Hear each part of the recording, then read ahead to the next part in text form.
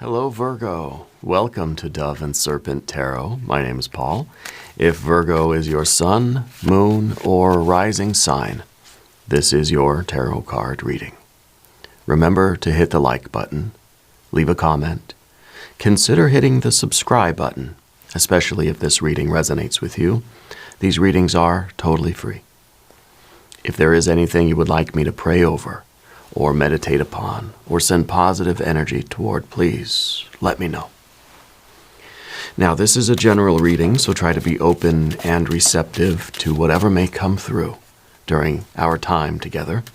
I am merely the messenger, and I ask you to connect directly with each of these cards and use your own intuition to take you beyond the details that I provide. And remember, Virgo, that the most important part of any tarot reading is you. And you are a 9 of Wands. This is someone with tremendous strength, inner strength, fortitude, resilience. Okay? This is a reminder that you are powerful.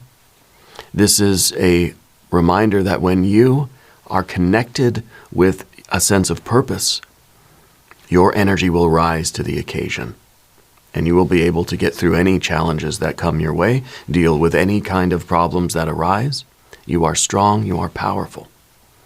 Okay? I feel like you're someone who takes your commitments very seriously.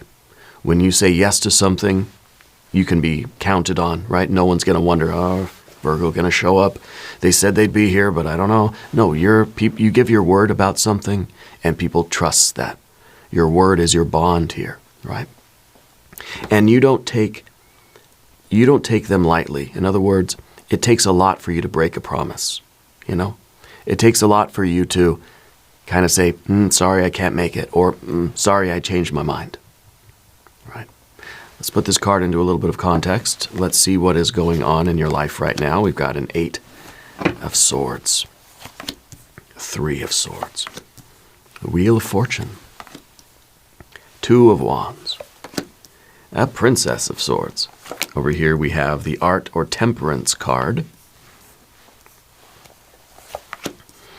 We have a Prince of Wands.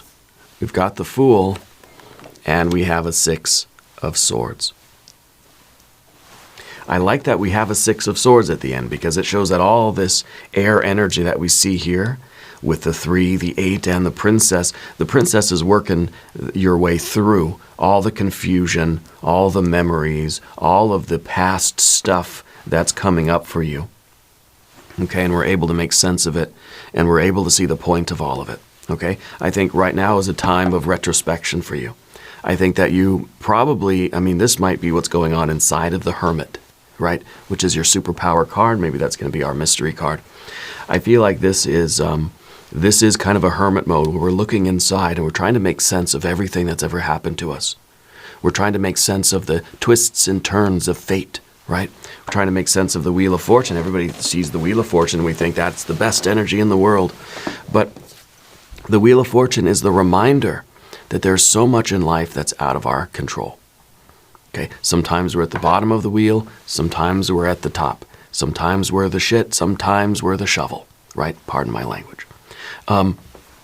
So I feel that this is us wondering why. Maybe you're experiencing some tremendous success, unbelievable good fortune, and we're thinking, why for me? Or we're kind of wondering, like, when is it all going to be taken away? Or what am I supposed to do with this? Or, all these things that we could sometimes getting what we want just leads us to more confusion, right? Well, before we get into this, let's select the mystery card, the bonus card, confirmation card. This is a random card from the Smith-Waite Tarot. This is the factor infinite and unknown. We're going to set it down right here with Dwight K. Schrute, right there on top. Bears beats Battlestar Galactica. And we're not going to look at that card until the end. Okay, it will tie everything together and it will give us the confirmation that we need at the end of the reading. If at any point during this program you feel like you might know what that card is, or could be, put your prediction in the comments, okay? Now, let's look around the room. Major, major, major. Interesting. We have usually the great good fortune of the Wheel of Fortune, right? The fortune card usually says that, hey, we've been at the bottom of the wheel. We know what it's like to be at the bottom of the wheel, right? That we're getting to the top of the wheel, and that's a very, very fine thing. Okay. We have the Temperance card. We have this sort of trying to reconcile something inside of us. Okay. This is kind of like inside of us we feel a pressure cooker. Maybe with the great good fortune, now we feel a pressure to live up to it, to maintain it, or to become the person that was worthy of this. Does that make sense? Because there's something going on in your history, something going on in your unconscious, that maybe you asking the question, why am I getting so lucky? Why do I have the good thing in my life? What did I do to deserve that? And now we're putting that pressure on ourselves that says, okay, well, maybe it was a mistake, and now I've got to really earn my right to keep it. Okay? And the Fool is kind of the energy that we don't want right now. We don't want to be the fool. We don't want this to turn out to be a joke, right? We don't want to, perhaps come to the realization that, it was a mistake. It's like you got the promotion at work, and now we're kind of like, okay, well, now I got to live up to it. Right now, I've got to be the person that deserves that promotion. So it's more pressure on us. It's more responsibility. I feel like it's coming from inside of you. And the last thing we want is to really look like we don't know what we're doing. So if this is a work thing, maybe this is a relationship, career, art, maybe it's friend stuff, maybe it's finances, physical health, whatever dimension of life this is taking place. It seems as if we put this tremendous pressure on ourselves now.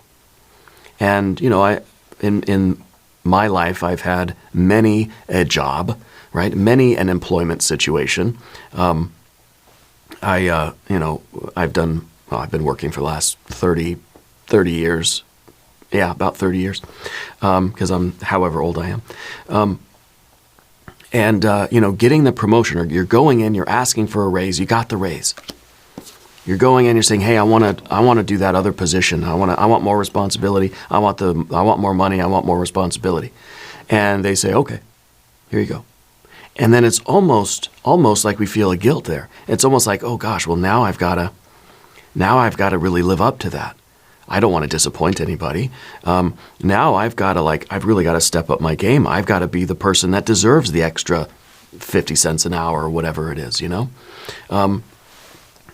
Back 30 years ago, 50 cents an hour was a lot.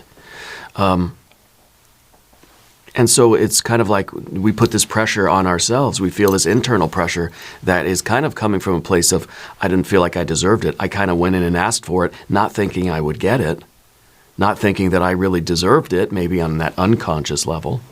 But we got it anyway, so it feels like somebody outside of you said, yeah, okay, you deserve the money or the raise or something conspired in life to give you that Wheel of Fortune. But inside we kind of feel like now I've got to be the one that can, deserve it. Does that make sense? So we've got our majors. We've got fire, fire, fire. No water energy. We don't have not even a drop of water here. Okay. Well, we got a little bit of water with the Three of Swords. Okay, a little bit, a hint of water here, but it's the water. It's the dark sea of despair here is the water in this card. Okay, we've got, of course, air, air, air, air. Even the Fool is some air energy. Even this Jupiter energy with the Wheel of Fortune, that's some air energy. And we got fire, a lot of fire. Even the Sagittarius card here is a fire energy. So I feel like you're putting a lot of pressure on yourself somewhere now. The 9 of Wands and the 8 of Swords. 8 of Swords is rumination, that we keep looping back in on the same kind of problems, the same questions. We keep asking the same questions or thinking the same thoughts. It doesn't really help us out. This is a lot of mental activity, but not a lot of progress, not a lot of results, not a lot of conclusions. In a way, it's kind of saying the more questions I ask, the more answers I get, and then I ask more questions, and I get more answers, and I ask more questions. It goes on and on and on and on. And sometimes the answers that we get are sort of, we're asking the question in a different way, trying to get a different answer. But these two cards together kind of tell me that we're questioning our own efficacy. We're questioning our own capabilities. It's kind of like, okay, I've agreed to this, or I've accepted this, or I've put myself in this position. You know, I've committed to something. I've given my word to something. You know, even if that word is like, can you handle this responsibility? We say, yes, I can. Oh gosh, can I? And then we start, you know, we walk away kind of thinking, what did I get myself into? I don't know if I can do this, you know. And our mind sort of starts to freak out a little bit. This is kind of a mental anxiety, you know. And it sort of makes us feel a little bit powerless. And these two together are saying that our power is being restricted and restrained by our own mind here. That's kind of saying, I can't do it, I can't do it, I can't do it, I can't do it. I don't know what I'm doing, I don't know what I'm doing. What am I doing, what am I doing? And so our power is not able to act. Okay? But that's really what we're hoping for, right? We're hoping that we can own this situation, that we can go in and we can be like, yeah, I got the promotion and look at me, I'm kicking butt. That not only did I deserve this promotion, but I deserve another one real soon. You know, like we want that kind of very capable feeling. That's why the Two of Wands is up at the top. This is a card of dominion. This is a card of saying, okay, you got the raise, and I'm just using that as an example. Maybe that's what the Wheel of Fortune was for you. Or let's say you got the opportunity. You asked for it. It was granted unto you, whatever it was. Okay. And this is that we want to be able to go in and just be like, yeah, I deserve this. I own this. Look at my office chair. Look at my window. You know, look at my computer, like my telephone, my pad of paper, or whatever's in your office. I don't know. My office obviously looks a little different than it used to. But you know, it used to be like, yeah, this is where I belong. I've earned the right to be here. This is the feeling of being capable. This is the feeling of being strong. It's a Mars and Aries energy, right? So it's really, it's very, very strong. It's strength in action. It's us using our strength, feeling that we're capable of handling this responsibility, and we're up here, we're doing the work, and we're proving ourselves. We don't need to prove ourselves because, of course, I belong here. And it's a confidence that I feel like right now we want. And maybe that's a little over the top. Right, but it's supposed to be. It's Mars and Aries. If anything's over the top, it's Mars in Aries. Okay? Feeling that nothing can stand in my way. And almost like going in there thinking, oh, that 50 cents an hour, it should have been $1. Because that's how good I am. That's how capable and strong I am, you know. And yes, it's exaggerated, but it's meant to be. Okay, I'm doing it on purpose. Okay, because the contrast here is quite stark. It's a Three of Swords. There's something that is restricting your feeling of that kind of abundant confidence. This is Saturn in Libra. This is us feeling smaller than. This is us feeling as if we are walking in shoes that are way too big for us. We're walking in shoes that are way too small for us. I should have a bigger office. I should have even more responsibilities than this. This is just temporary. I'm going to expand this opportunity into, you know, unlimited possibilities, right? But this is like, I don't know if I can fill the shoes. And there's something going on in you under the surface that makes you feel constricted. Makes us feel that we cannot we cannot expand and grow into this opportunity that we've asked for, or that we have taken or demanded, whatever the case is. The opportunity that we have stepped into, now we feel as if for some reason I'm not able to grow. Well, we have Saturn in Libra because we've got Jupiter in Gemini, right? With the Eight of Swords, it's too many thoughts. We're overthinking it. We're thinking too much about it. We're talking ourselves into a pessimism. We're talking ourselves into an insecurity. We're talking ourselves into a little tight ball of Christmas lights that are just wrapped around us, you know? And we're tangled up in these thoughts. The complexity, right? This Jupiter energy in Gemini, we're thinking too much about it. Thoughts are multiplying into more thoughts until the whole room is just full of thoughts. And we feel powerless. We feel like our willpower is getting smaller and smaller. Our capabilities, our confidence is getting constricted by all of those, ruminating thoughts. Yeah. Let's talk about, let's talk about the Wheel of Fortune. I was going to go back to the Three of Swords again, but I just wanted to point out that there's a connection with memory. Okay? The Three of Swords is us understanding the process of creation on the mental plane. We understand that a lot of what's going on with us right now, a lot of the way we think, a lot of our thoughts, words, and deeds are because of things that happened a long time ago, coping mechanisms, the way we were raised, the way we had to try to adapt and fit into our life when we were a kid, babies, young adults, and throughout our lives, right? And so it's really past thoughts even are reproducing, or are showing their offspring even right now, right? And these are thoughts from 20 years ago that they're manifesting right now again in our lives, okay? So there's a connection with memory here. The Wheel of Fortune in the background, that to me is the opportunity. That's kind of saying, look, the fate, the destiny that's unfolding before you has given you a wonderful opportunity now.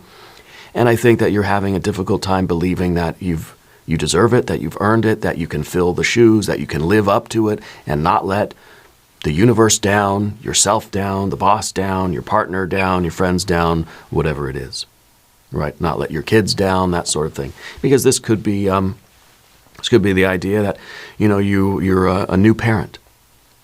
Okay? This could be that you've asked for the promotion, you've gotten it. You went and applied for the job and you were given the job. This could be that you wanted the relationship, now you have it. This could be that you started your own YouTube channel and now you've got to live up to the expectations that you put on yourself, and you've got to deal with the pressure. So this is a good thing that happened, and I think a lot of the time we sort of wonder, like, when's it going to get taken away, or when are they going to realize that I don't really belong here, that I'm not good enough for this, that I don't know what I'm doing, that sort of thing. This is the card of truly realizing that an opportunity, it's kind of like, opportunity only knocks once sort of thing. Okay? And I think that we seize the opportunity. When we see a door that's leading toward the life we want, we take it, whether we're ready for it or not. See, this is the cosmic timepiece. This is Spirit's wristwatch. I'm not wearing mine again today. I keep forgetting to put on my watch. Maybe that's why these readings go so long. I don't know. But Spirit does not require our approval of the divine timing, nor does Spirit require even our participation. It's kind of like the wheel turns, however it does, whatever is doing that, I don't know. It's the great mystery of life, right? The window opens, and that's going to close again. We better jump through it before it shuts on us, whether we're ready or not. Okay, so it could be that you've taken advantage of an opportunity, some divine timing, some serendipity, followed some synchronicities through life, and you've arrived here and you're thinking, I wasn't ready for this. It's like suddenly I'm a father to a almost 5-year-old daughter. And every day I'm thinking, I'm not ready for this, and it's still like these big shoes to fill. Whose shoes are they? I don't know. I think the shoes of our own expectations. I don't think there's anybody outside of you that is kind of saying, like, you got really big shoes to fill, like your parents or your predecessor or something. I don't feel it's like that, because the pressure's coming from inside. Now, in the future position, we've got the Princess of Swords, which, to me, the immediate future is you're going to learn as you go. You're going to do the very best that you can. You're going to always be striving to cut through all the rumination and all the negative thinking and just learn the ropes, learn what you're doing. Putting yourself in this tremendous pressure and tying yourself up in this tangle of thoughts and, Christmas lights and all these wires, that's not helping you. So what we need to do is just give ourselves a break. The Princess of Swords is the student. Right? Well, we're not supposed to be the student. We're supposed to be this Mars and Aries big boss, right? We have to give ourselves the freedom to fail, the freedom to make mistakes, The freedom to say, I'm going to try my very best. I'm going to try to recognize where my past is interfering with my present. Right? I'm going to try to be as confident and capable as possible, but I'm also going to temper this a little bit because I don't want to have this kind of arrogance and hubris, I don't really want to be Mars in Aries, And I'm going to give myself permission to learn. Because if we're a student, it's saying, okay, I'm going to do the math problem. I'm going to make some mistakes. I'm going to get some of them wrong. But I'm going to try to learn. I'm going to try to do better next time and keep going. And I think if you're an employee, if you're a business owner, if you're a sports figure, if you're a YouTube content creator, if you're a parent, if you're whatever maybe you are literally a student. Maybe this is you getting into the university that I can't believe I'm here. Now I got to actually make the grades, We're giving ourselves permission to be the student, to go back, kind of go to be okay, like being at white belt, and saying, I'm going to figure this out. And I'm going to try to cut through all these negative thoughts, all through my history, my past, and all this stuff, cut through my unconscious complexes that are sort of working their way up to the surface. And I'm going to do my best. And I will make mistakes, I will fail, but I'm going to learn from those. And I think that you're coming from a pure place. You're coming from a very purposeful place. And that's why you've got this original 9 of Wands here. Of course, it's been covered up by all this other stuff. We haven't even really remembered that card is there. I forgot it was there. But you have this connection with this purpose. There is a reason why you're here. You do belong here. Okay? Your spirit knows that. Your soul knows that. The ego, on the other hand, is being sort of haunted by these unconscious things that are coming to the surface, is being kind of haunted, right? Taunted by the expectations of Mars and Aries, right? Whatever these huge, invisible, imaginary shoes are that we have to fill. Now, maybe they're literal shoes. Maybe they are shoes of a predecessor or of your parents or of, trying to fill the shoes of like all of the brilliant students that went to that university before you, right? That sort of thing. This is giving ourselves permission to say, I'm going to do my very best. I belong here, but I'm going to make mistakes, right? Nobody expects me to be perfect. Why do I expect myself to be perfect? Let's talk about the pressure. And as we do this, I would like to ask for your subscription. If you haven't subscribed, please hit the subscribe button. Thank you. I really appreciate that. The Art or Temperance card, this is the pressure cooker. But this is an internal pressure cooker. It's not pressure coming from outside. It's pressure coming from inside because it's your general energy. You're putting yourself into, you're putting a lot of pressure on yourself. And pressure's good, right? Pressure is how we create diamonds. Pressure is also how you squeeze things into smithereens, right? So we sort of get, things get pulverized with too much pressure, too much pressure all at once, maybe smithereens. A lot of pressure over the course of time slowly molds us, shapes us into who we're meant to become. That's what the Princess of Swords needs. Realizing that my becoming the diamond here, becoming the sort of the perfect embodiment of this opportunity, whatever it is, however you want to phrase it, is going to take a long time. It's going to take a lot of work, a lot of hard work, a lot of learning, a lot of failing, a lot of getting up again, a lot of steady pressure over the course of time, and then I will become who I'm meant to become. We can't just have, one Thor's hammer coming down and smashing you on the anvil at the blacksmith shop, right? So you're in the smithy here, and you're on the anvil, and we want a steady, reasonable hammer that's going to be shaping us and molding us, which is basically our own expectations, rather than having this really unreasonable expectation on ourselves. Again, it's not coming from outside, it's coming from inside. An unreasonable expectation on ourselves here is going to be like a 10-ton hammer, right? It's going to be like Thor's hammer coming down and just pulverizing us, smithereens, right? So we got to have reasonable expectations, and that's what we're doing with the Princess of Swords, okay? Because we are being molded and shaped. This is, again, this is like the pressure cooker. This is the anvil. And we're getting banged around. Well, yeah, of course. Because we're trying to perhaps squeeze together our insecurities and this Mars and Aries. We're trying to squeeze together these two, right?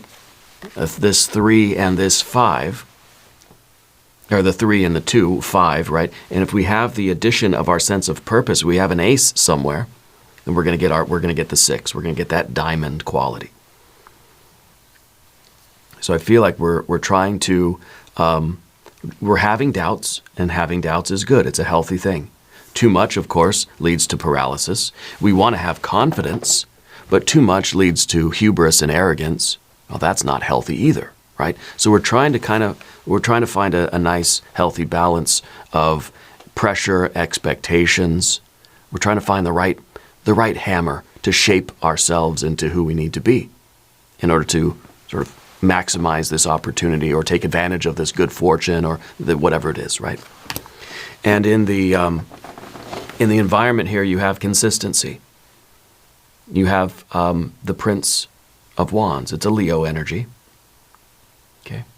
And it's a fire that's burning inside of you, and it's saying, well, you know what? I'm going to keep showing up.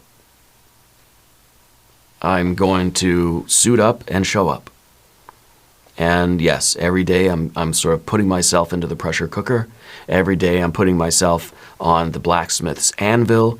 But I have the right reasonable expectations on myself. And that's what I'm going to try to maintain that over the course of time, and I will be molded into exactly who I need to be. In terms of your relationships, people still see you as the person that shows up with very consistent energy. People look at you, they don't know what's going on inside. They see a stable, successful, prosperous, like healthy and confident, strong, assertive person. You know, I don't feel that people are looking at you as the Mars and Aries kind of quality, which that may be kind of what we're trying to achieve or what we want to project, you know. But yet you're kind of counterbalancing that with this almost timid and meek and restrained, maybe a little sensitive, maybe even a little bit of insecurity. Is kind of tempering some of our confidence and some of our hubris. And I think really it evens itself out in you. And I think people look at you and they see somebody that's showing up every day doing perfectly fine work. I think that we assume people are looking at us and judging us and expecting things from us more than they really are. You know? I think when people do notice you, they think, yeah, Virgo, awesome. Yeah, great employee, great parent, great friend, no complaints, you know. I don't think people are really, people aren't putting the pressure on you in the same way that you're putting it on yourself, okay? And I think that this card here in the environment is showing a real consistency for you, that internally we may be struggling, sure. Internally we may be wrestling with things and dealing with the haunting and the taunting. But outwardly, I think people see a very reliable and consistent person, because I feel like you are showing up every day and you're doing your very best. We may not feel like it's good enough. We may not feel like we've earned it, or we're doing what we need to be doing all the time, or that we're sort of we may not feel like we're learning as fast as we should be or something. But I think everybody else is kind of like, if they were to be asked, they'd say, "Oh, Virgo, oh yeah, they're fine. What do you mean?" You know, because the Fool energy is very powerful energy. It's here in the position of the obstacle. It's in the position of the river that we have to cross, right? We don't want to look like a bumbling fool, right? And sometimes we're a little self-conscious. We feel like people are looking at us and thinking, "Oh no, they can see right through me. Oh no, everybody knows that I don't know what I'm doing here." You know, we're at the university, right? And we're just kind of trying to figure out how to do it. And we're like, "Oh gosh, every other student here can see me. They can see right through my facade. They know that I'm like struggling, you know. Or the professors, the teachers, or the coworkers, the boss, or the kids that we're raising, or the other parents at the school, or, you know, the other people in the neighborhood, or whoever, whatever we're talking about here. We feel as if people can see right through us, and they know what we're struggling with inside of ourselves. That somehow it's coming through, and we kind of look like a court jester. You know, we're dressed up in a nice suit, you know, a nice professional outfit. But to other people, we just kind of seem like a clown, you know. And I don't think it's like that at all. You know, I think that this is some self-consciousness that we need to get through. I also feel that the way we feel right now internally, because again, I feel like this whole reading is inside the Hermit card. Okay, I feel like everybody feels like that. You know, no matter how consistent and kind of even keel and confident and capable everybody may appear on the outside, nobody knows what they're doing. Everybody feels like we're kind of fumbling around in life, you know? And especially the people that are walking around like Mars and Aries with that kind of taunting hubris. Those are the people that feel the most kind of insecure on the inside, right? And so I don't think we need to worry so much about this. I think we need to ease the pressure that we put on ourselves. Again, don't use any 10-ton hammers, right? Just use the right kind of tools to mold ourselves, shape ourselves into who we need to become, and focus on that. And that really what we have with the Six of Swords at the end is harmony, right? Everything here, there's a point to it. Everything here has a reason. Everything is useful. Everything can be applied to this. So we don't want to ignore the Three of Swords, the haunting past, memories, complexes, history, the unconscious material bubbling up. We don't want to ignore it and push it back down. You know, we realize that there's something for us to learn through that. There's something that it's trying to teach us. And we realize that sometimes putting on a little bit of a facade of confidence will help us. Okay. The Six of Swords is a card of science. It's a card of saying, like, I can be the person I need to become, but I got to go through the trial and error. I have to have a hypothesis. I have to test it, and then go back to the hypothesis and take that data and redo it and work at it again. That's the process of learning. And the Princess of Swords knows how to learn. We're not born with perfect, crystallized wisdom and knowledge and information in us. We're lifelong learners, whether we know it or not, right? Either we're consciously learning and we're doing it intentionally, or the learning is taking place unconsciously where we don't know what it's going to mix with. We don't know what conclusions it's going to arrive at. And then it's going to haunt us again in the future, you know. It's going to beget more thoughts and more ideas, and pretty soon it kind of has a life of its own. So I think this really is about the process of learning what you need to learn, becoming who you need to become in this situation, dealing with our internal worries and insecurities and ruminations, things of that nature. Okay. And the Six of Swords is harmony. In all the chaos, you're getting to the heart of the matter. You're finding peace and tranquility. You're finding a method. You're finding the plan. Okay. You're seeing that this is everything is as it should be. And I think you're also finding that there's a bit of a camaraderie with other people. There's a bit of like realizing that underneath it all, we're all very much the same. Most of us, I think, deal with, to some degree or another, at one time in our life or another, we deal with all of these things: the insecurities, the worries, the fears, the hauntings, right? And the pressure, yeah, the internal pressure, the pressure we put on ourselves. Yeah. Let's look at the mystery card. I wonder if it will be the Hermit. It's either going to be the Hermit, or I think we're going to get some water energy. I think we need a little bit of refreshment, don't you? If you have an idea, put it in the comments. Let's see. Oh, we've got the moon. We've got the moon, which is the fear of walking the path. The fear of going from what we truly desire. We want this. We wanted it bad. We asked for it. We demanded it. We took the opportunity. We saw the window of time, and we leaped into it. We wanted this, right? But the realization of that desire, the unfolding of that aspiration, right? The manifestation of that, the pathway from that love, that fiery desire for something, and the earthy crystallization of it. It kind of is a path of, it's a dark forest.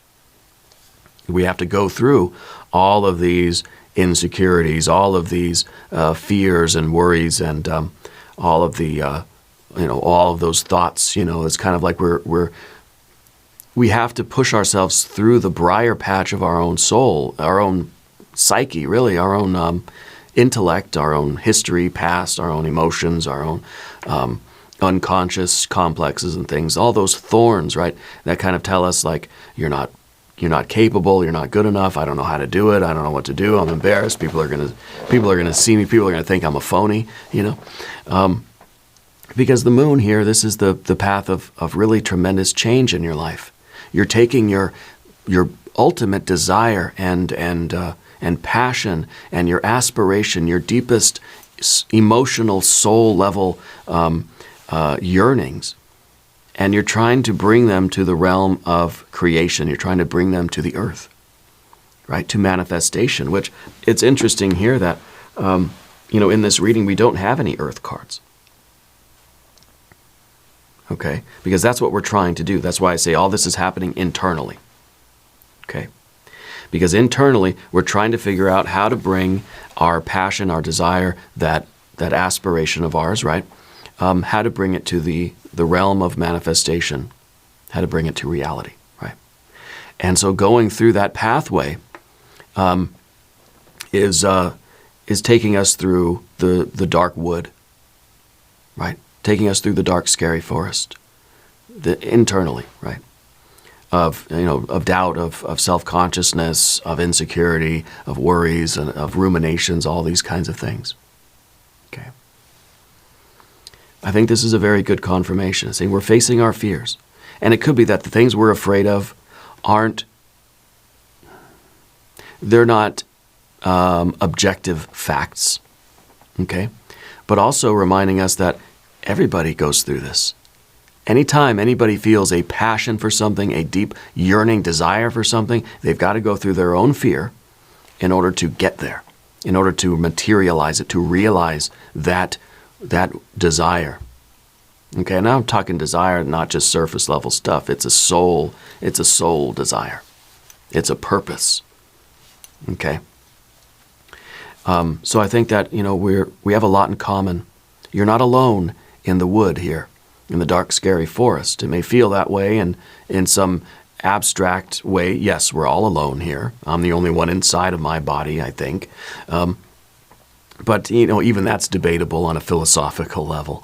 But the idea here is that we're all in it together, that everybody is going through their own dark, scary forest, especially those people that have a purpose to life.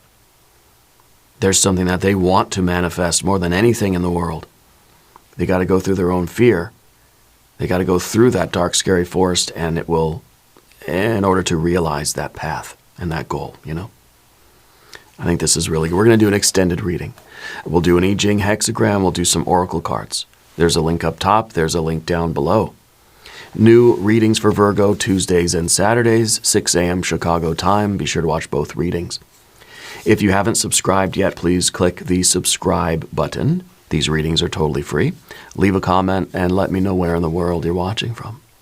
I want you to know that you're the most important part of Dove and Serpent Tarot. I thank you and I love you, and we're all in this together.